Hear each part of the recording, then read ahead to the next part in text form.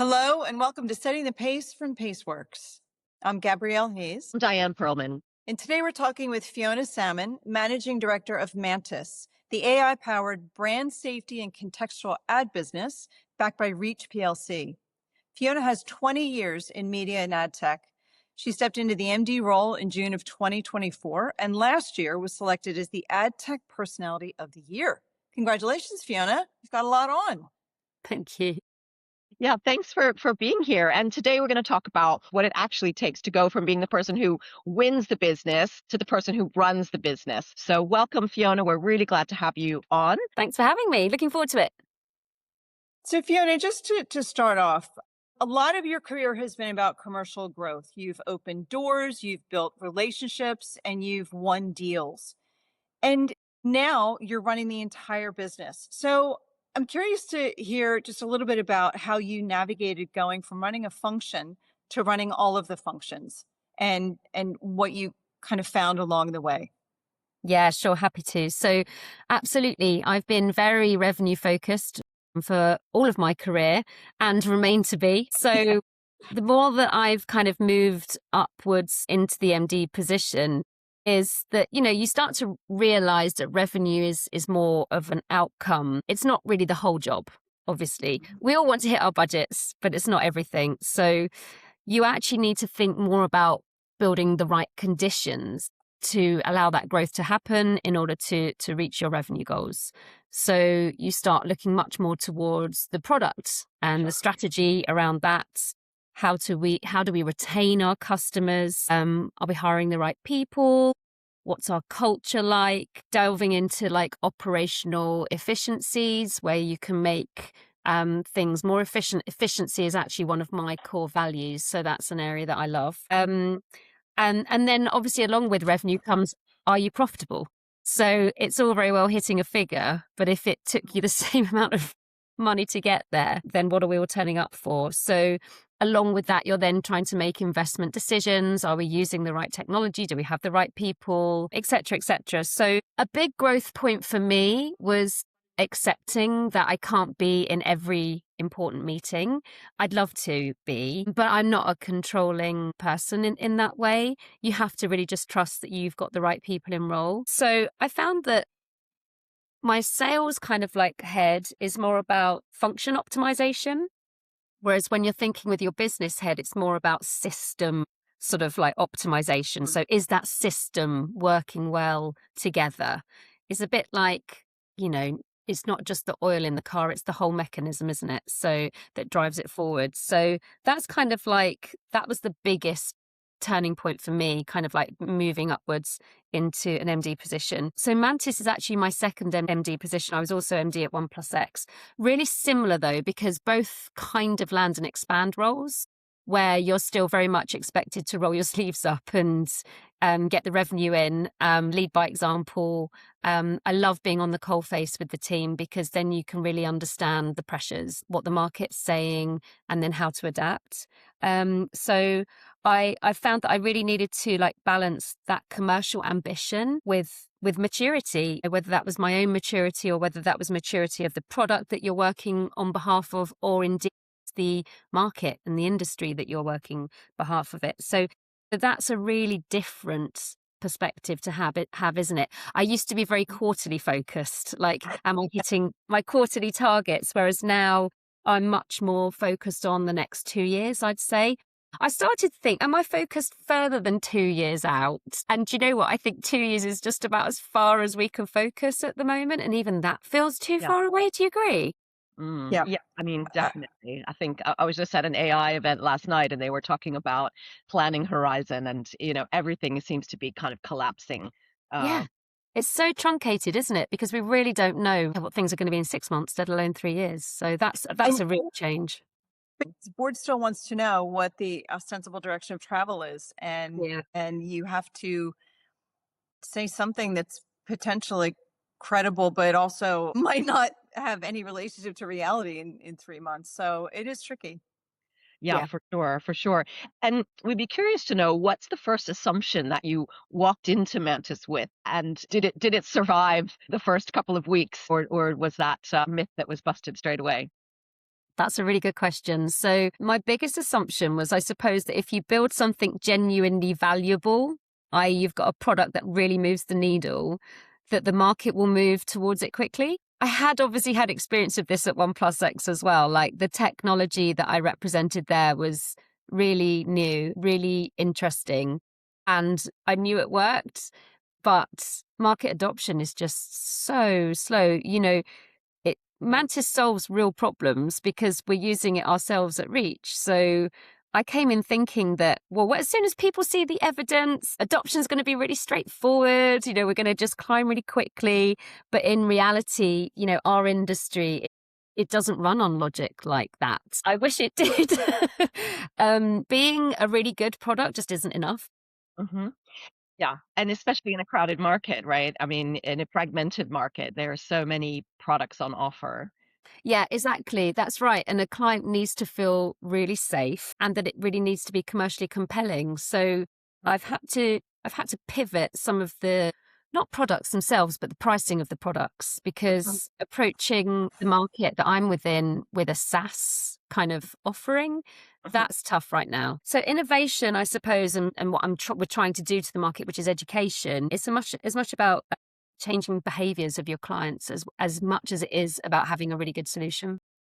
Yeah, for sure, for sure. And actually, it leads me to a question that was originally further down in our list of questions, but this was both a marketing and a sales challenge. And so, oftentimes in companies, the marketing and the sales team are either not working together or collaborating as they should, or they could be at odds, going down different tracks. But obviously, the best ones are working together in collaboration and in lockstep towards that goal. You needed to really dig into both the commercial and the marketing side of things to get a handle on what was going on and to right the ship. So how has your commercial DNA made you better at that, or and what are the challenges that came with it? Yeah, that's a really good point. And I know that marketing's very much your background, Diane. So it's true. I guess commercial and marketing teams are often judged differently. When I had a thought about it, I thought, well, commercial, they're judged or measured much more on like immediate outcomes. Like I said earlier, you've got that quarterly target, you're very visible. Yeah. Everything's very transactional. Whereas marketing, it's, in my mind, it's much more longer term. It's about building awareness, certainly of Mantis. It's about the reputation. It's about creating demand. Um, and therefore success can be measured through quite a different lens. And even though I hadn't been in a marketing role up until this point, Mhm. I've seen that very much as a positive, actually. So Mhm. um, what we've been doing is that we're making sure that we work towards the same objectives. So there's a lot of transparency around the number, Yeah. and whether we're hitting it or not. And then very much an understanding of how we all fit together. And I'm lucky because Mantis is a small team. So we're all very visible, and we can all get up in each other's business really easily in a good way. So we're sort of helping to shape a category at Mantis. So a lot of what we do is actually educating the market, challenging existing assumptions, bringing forward data to challenge incumbent technology, creating credibility around how a brand can approach contextual technology and brand safety and suitability and stuff. That kind of education piece can't be done by sales. It has to be done by marketing. So I think that that's where we've kind of carved out a really nice natural in sync and alignment. So it's definitely a strength that I'm more commercially minded. But I've realized that, a strong leader, you don't need to be a specialist in every function. What CEO do you know who's been like right the way around the house and worked across product, tech, and marketing? None. Very few, if any. Yeah. Hmm. So that, it's up to me to make sure that I'm hiring the right people in the right functions. And as I mentioned before, that I don't feel I need to turn up to every meeting just because I can't. So we need to ask each other good questions. We need to understand each other's objectives, which we do. And I recognize that I really need people in specialist functions that know a lot more than I do, that I go to them for their opinions. It's not our sales team tell a story. Of course they do. The best sellers do.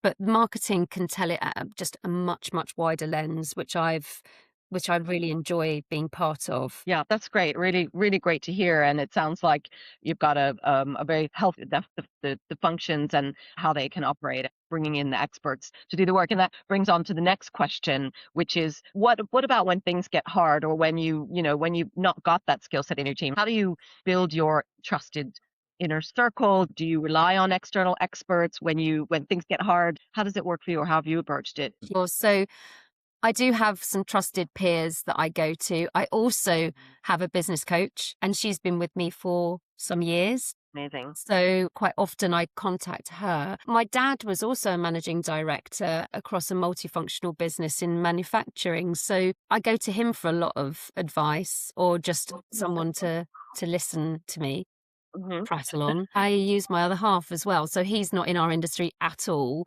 He's in food service and he's an ex-chef. But that also kind of helps, because it helps you to kind of not get too caught up in the tech or the weeds. Fundamentally, if there's a problem, there can be a simple answer. And he's quite good at kind of steering me a little bit with regards to, have you been a bit too much of this or too much of that? Speak quite frankly. I've also got a super close relationship with my boss, who's also on the Exco team. So I'm really lucky that I can chat to him about stuff, but I can also get his knowledge that comes from, a wider business perspective. Mantis is his technology that he built as well. So, he feels very much like, understandably, I'm the babysitter looking after his baby. So he wants to get involved. And he's a really good sounding board.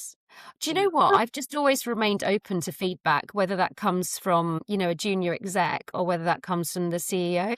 At one place in particular, at Captify, I used to meet with my most inexperienced team member more than I met with anyone else. Number one, I wanted to put the ladder down to her and make sure that she felt comfortable and confident around senior staff, but that I also said to her, you are literally my eyes and my ears. You see the things that I don't see. You've got almost like this diametrically opposite view on things. I'm looking kind of from a sort of pyramid down, and she's looking from, the ground roots up.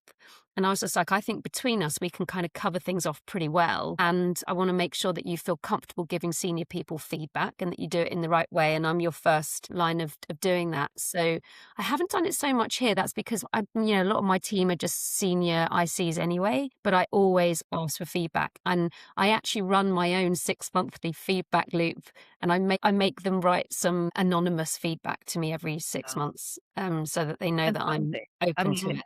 I love that approach, and I think that that's really what a great way to, as you say, help lift someone up, and help them learn a really core skill that's going to help them throughout their career, but also to get that unvarnished view if they're comfortable to speak out and to speak up on that. Oh, really interesting. And my biggest blind spot, I suppose, is that not every problem is a commercial one. Like where you've kind of been very kind of like focused on commercials. Sometimes it's the industry. Sometimes it's actually the readiness of the market to adopt your product, for example. Or it might be some sort of like operational capacity issue. It can be many, many things. So a big lesson that I learn is that I don't need to have all the detail. I don't need to be the smartest person in the room. I need to listen to what other functions are telling me, and not to just come at it with a kind of blinkered commercial perspective. And that's kind of, I think being a very open person and being curious has really helped me to kind of like overcome that, where blind spots could have previously definitely been more of a problem. So my job, I feel, is to build the right team around me that sees the things that I don't see. So a product lens will see something different to a commercial lens, marketing lens, etc. So that's where, again, those walks with my execs really helped. And also kind of one-to-ones, I suppose, not very frequently, but quite frequently with your peer group. Like I said, product and technology don't report up into the function that I have. So I have regular contact with my peers over there to make sure that I'm leaning in. And then this whole idea of, welcoming challenges, welcoming feedback, remaining curious, and being open to vulnerability. All the bits that I kind of said before, really, making sure that people feel that they can tell you. I don't know if you've quite looked at this in the detail that you should have done or need to, which is probably a common cause, because I'm just not a detail-orientated person. I'm very much one of those typical commercial, when you do those kind of color wheels and things, I'm very yellow, like where accountants and finance are very blue, kind of almost diametrically opposite. I'm very big picture, strategic, and thinking forwards. I'm not a completer finisher. I don't know if you guys have ever done the Belbin work. Yeah. I think the work of Meredith Belbin's super, super helpful, by the way, for teams. And I always think now in that structure. I haven't done it with my current team, and I should. The whole idea of it is that I'm a shaper. I know I'm a shaper. I could have told you that before I even took the damn test. And therefore, what I know I'm not is a completer finisher.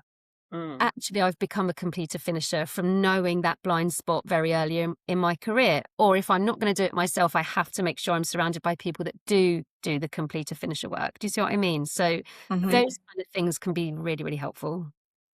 Again, I guess it all comes down to self-awareness and understanding that. So Fiona, we know Mantis sits inside Reach PLC, but it operates as its own identity. And what's been your experience in interaction with the board and in your early months? How did you earn their trust? Did you know them before?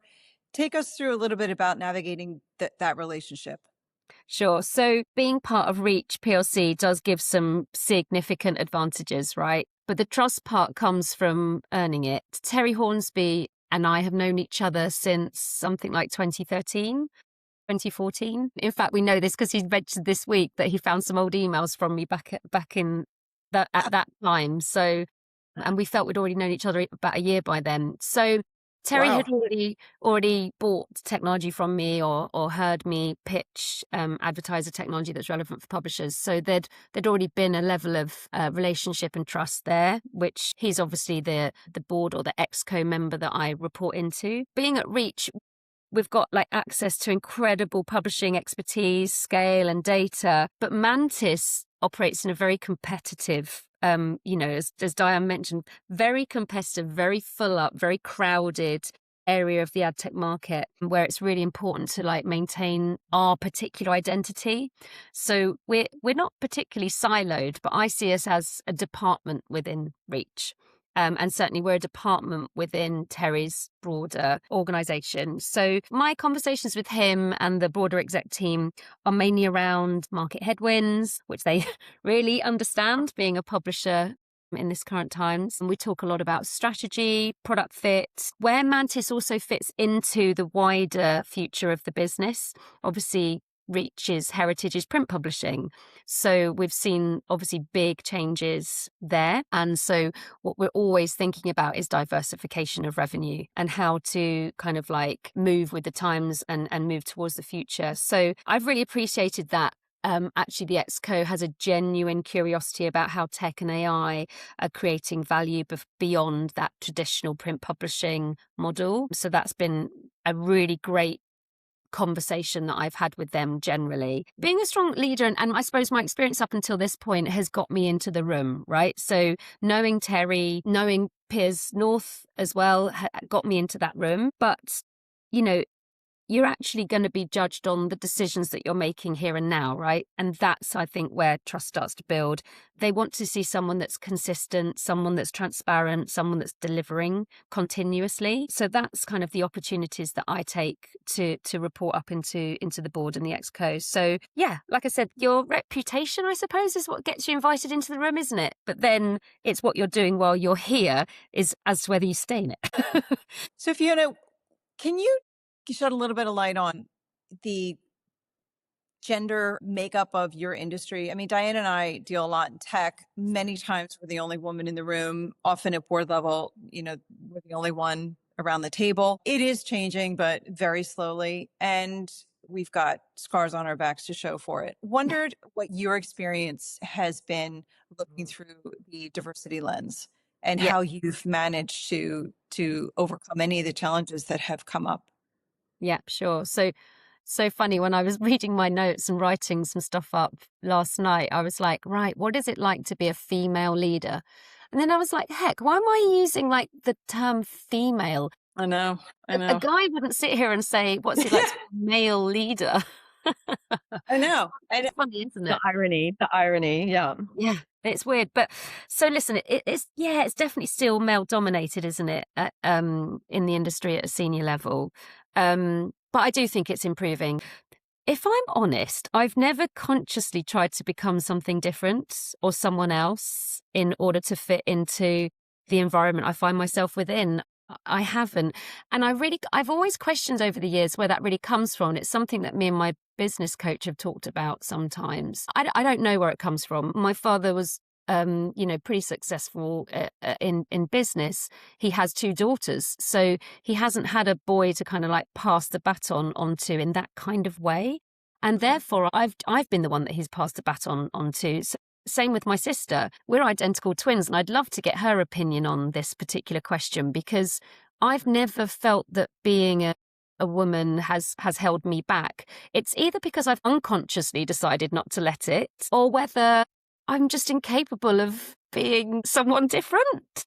Does that? Mhm. I don't know. Which is not a bad thing. I mean, I think it's, No, it's I not a think bad being thing, is it? unashamedly who you are is the way to go for sure. Yeah, I mean, sometimes to my detriment, don't get me wrong, I can totally overshare.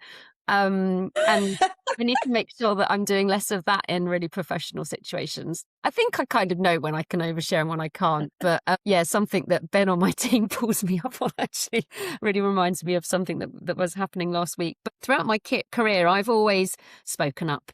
I've always been pretty direct. I've always been commercially focused and comfortable with having an opinion and hopefully comfortable with when to share that as well. So if anything, I've become more comfortable in my skin as I've become more senior, which I think is a really good thing. Of course, there are moments when you're very much aware, like you've just both mentioned, that you're potentially one of few women or the only woman in the room. But I've found that credibility comes from like competence, consistency, delivering, making sure those results are happening. And therefore that brings you confidence in that room. So I haven't ever, I kind of pick up on it, but that's the only point I make.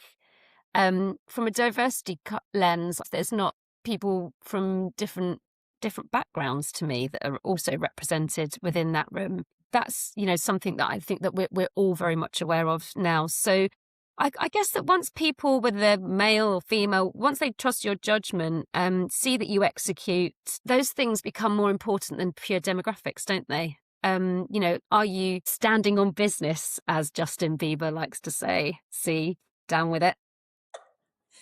See what you did there. Yeah. If you're standing on business, then you're earning people's respect and trust. So one thing I think that has balanced me in my career and as I've grown businesses is actually raising 3 kids. And obviously men do that too. Men raise 3 kids and more kids and no kids or whatever else. But that for me has had a bigger impact than being a woman in ad tech, actually. It's really taught me resilience, perspective, and how to prioritize what really matters. I've become incredibly efficient being a parent.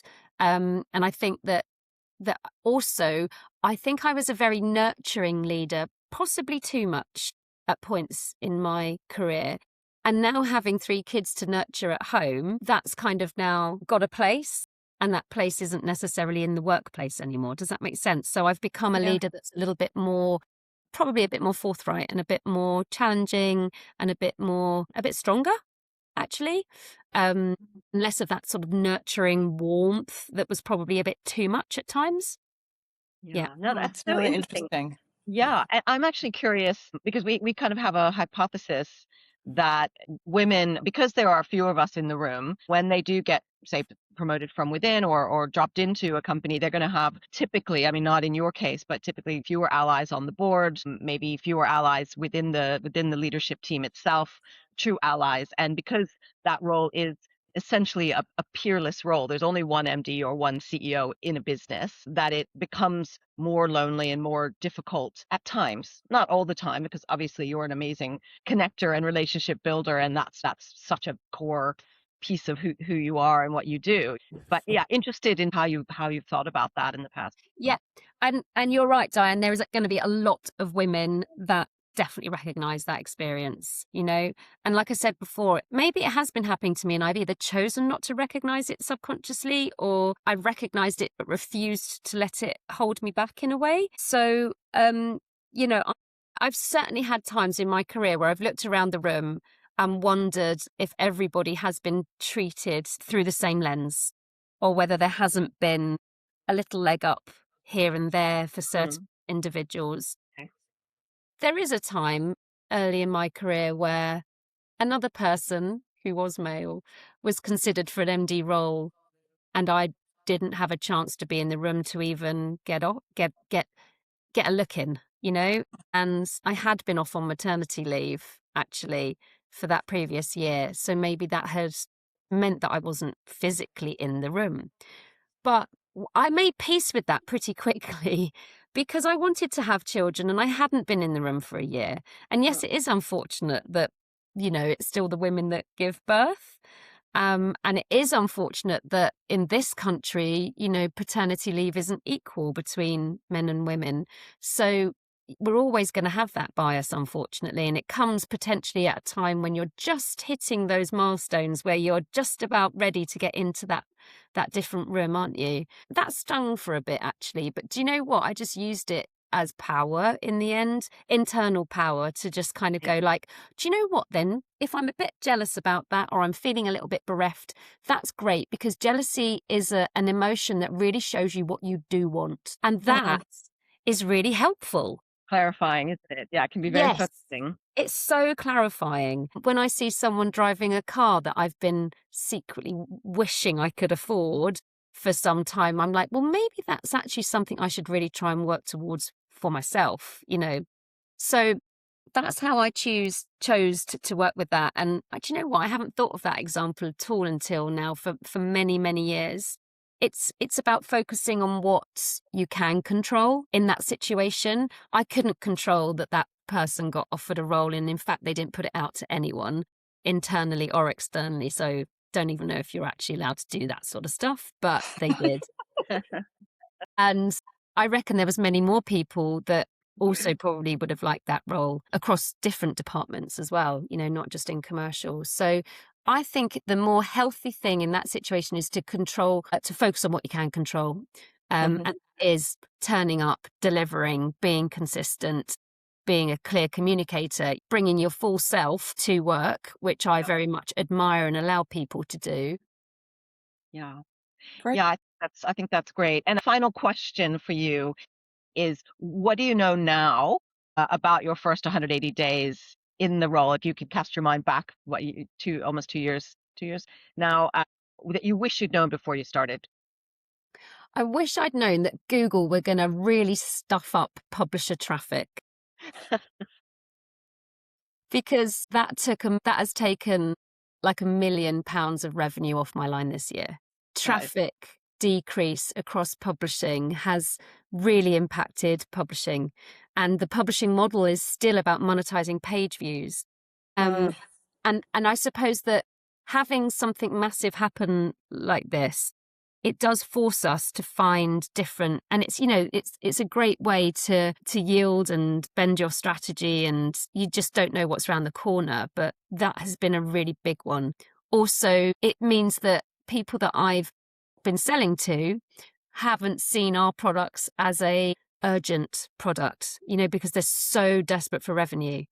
Our products are very much about long-term gain, whereas what they want right now is like, do you have revenue coming through the door? So yeah, if I'd have known that actually the publishing pathway, and also, the rise of agentic AI and the usage of Claude and ChatGPT, etc., would have just gone off the scale like it has in the last 6 months, frankly, but over the last 2 years.